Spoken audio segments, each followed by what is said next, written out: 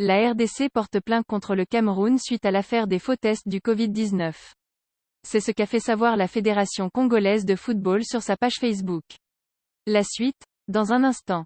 Cliquez sur le pouce bleu et activez la cloche de notification pour ne manquer aucune de nos futures publications. Voici les détails de son post dans son intégralité.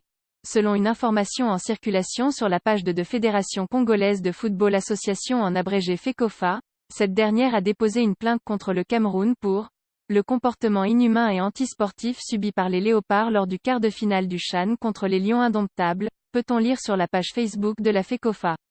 L'instance fêtière du football congolais précise qu'elle a envoyé des copies de cette plainte à la CAF, la FIFA et la FECAFOOT.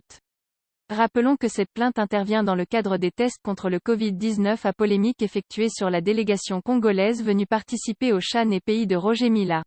Seule une enquête minutieusement menée pourra nous élucider cette affaire. Le Cameroun risque de perdre l'organisation de la CAN 2022 à cause des faux tests du Covid-19 dont la rez-de-chaussée a été victimée. Tous ceux qui sont impliqués de près ou de loin dans l'affaire des faux tests du Covid-19 effectués sur la RDC, si les faits sont avérés, voici ce qu'il vous attend et voici pour vous le code disciplinaire de la CAF. Article 154 Sanction de l'atteinte à l'incertitude du résultat d'un match. Celui qui aura entrepris des démarches en vue d'influencer le résultat d'une rencontre de manière contraire à l'éthique sportive sera sanctionné d'une suspension de match et d'une amende d'au moins 10 000 USD, $10 000. L'organe juridictionnel prononcera aussi une interdiction d'exercer toute activité relative au football. Dans les cas graves, cette sanction sera prononcée à vie. Article 156 Droits subsidiaires. En cas de lacune du présent code, les organes juridictionnels appliqueront les dispositions du code disciplinaire de la FIFA, et, à défaut, décideront selon l'équité et les principes généraux du droit.